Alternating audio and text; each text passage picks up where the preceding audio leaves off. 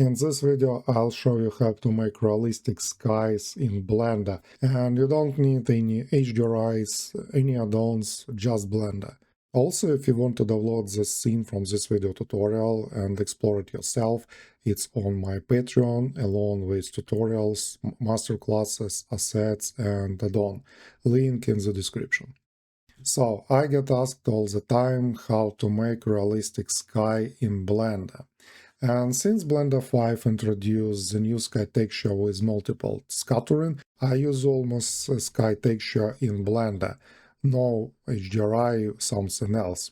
Unless the task really requires it, some product rendering, where you need some light reflection on the surface. But for the environment work, sky texture covers 99% for everything you need. So if I disable the sky for a moment, we will talk about this soon. You can see exactly how this basic Blender sky texture looks on its own. And as you can see, it's already pretty realistic. If we compare it with single scattering, that's the previous generation available in Blender version before Blender 5. The difference is obvious. The multiple scattering version produces absolutely realistic light, realistic shadows, and you have full control over settings to create different effects and different moods. But here is a small problem. The sky itself is a bit boring. It's just a clean dome, nice light, but no clouds. And in some cases that's just not enough. So let me show you how to make this much more realistic. And my base is always this sky texture, I keep it. And on top of that we can add clouds, and I use two ways. The first way is procedural clouds, right inside Blender. For this, I use a simple plane, place it behind the scene. This is just a flat plane, and I give it a new material.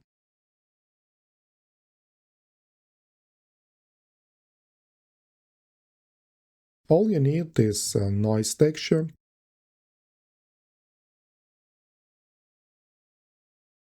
a map node to control scale, and a color ramp to control how much clouds you want. Don't forget to unwrap this plane.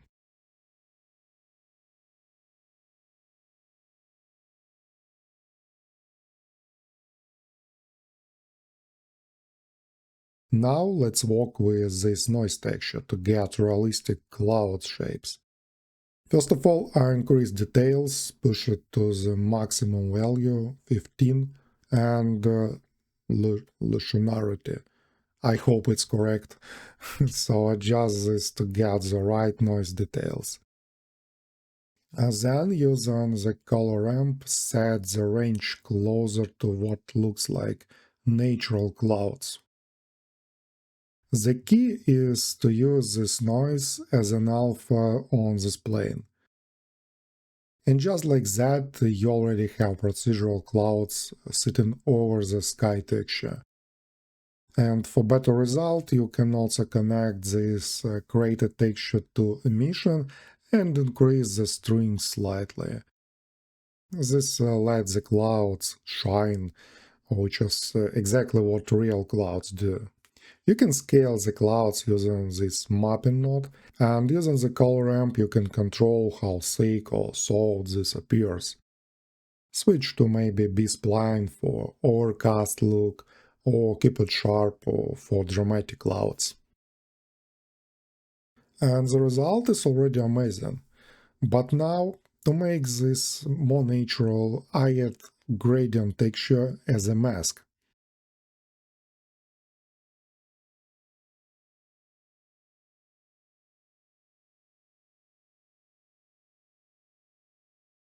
Rotate it to negative 90 degrees so it runs vertically.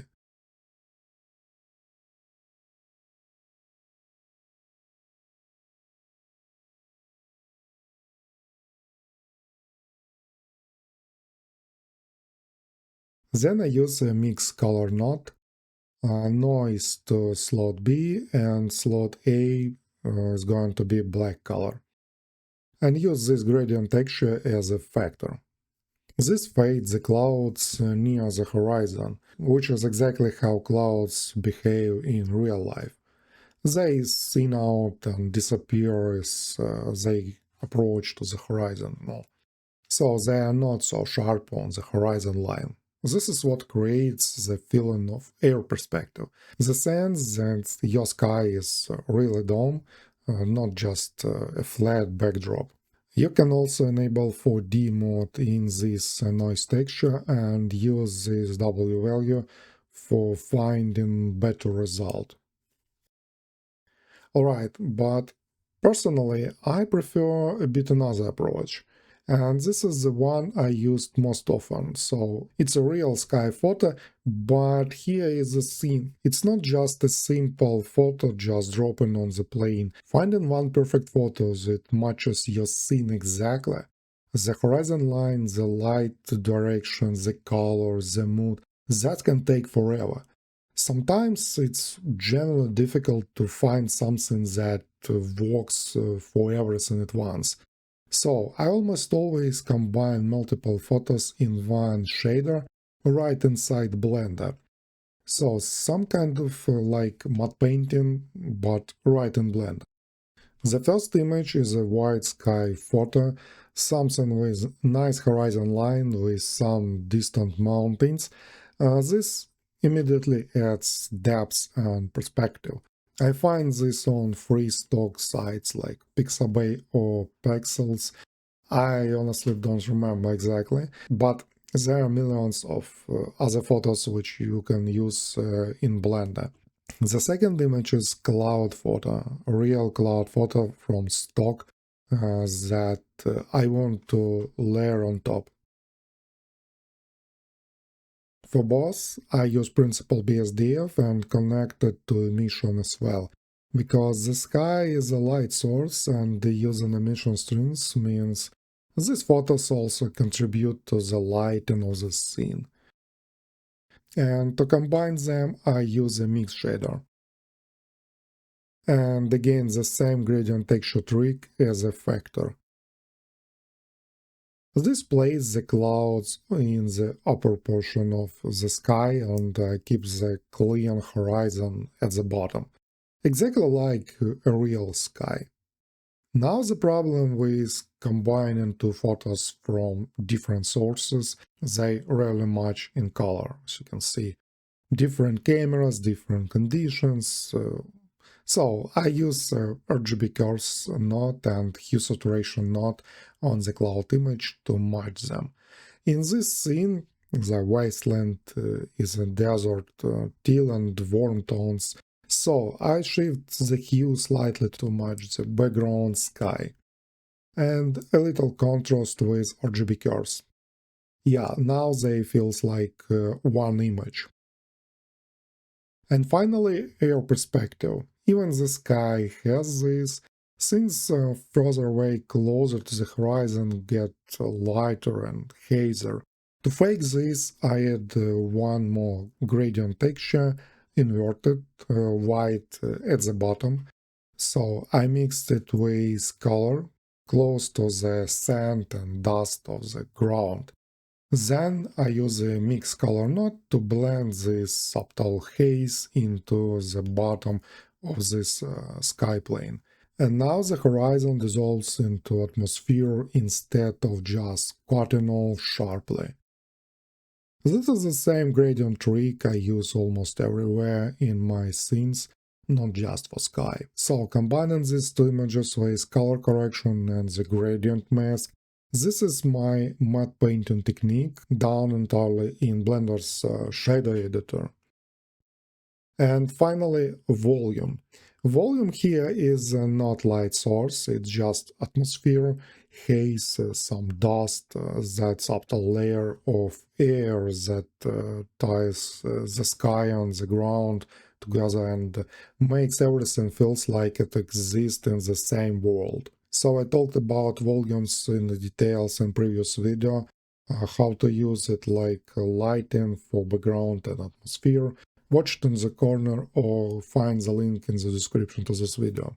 So this is the key to how I get realistic skies for my environments, a combination. The Blender sky texture is the baseline and real sky photo or procedural clouds on top, depending on the goal and how the scene looks. Different approaches for different situations.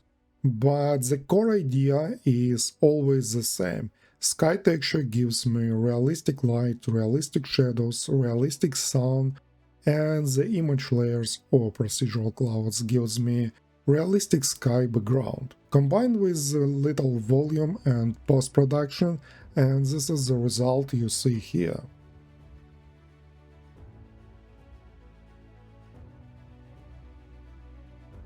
If this video was useful for you, hit the like button, it really helps to my channel, subscribe if you haven't subscribed yet, and check out my Patreon, there you can find tutorials, masterclasses, assets, power grade add-on for color grading in Blender, link in the description. So, see you in the next time. Bye.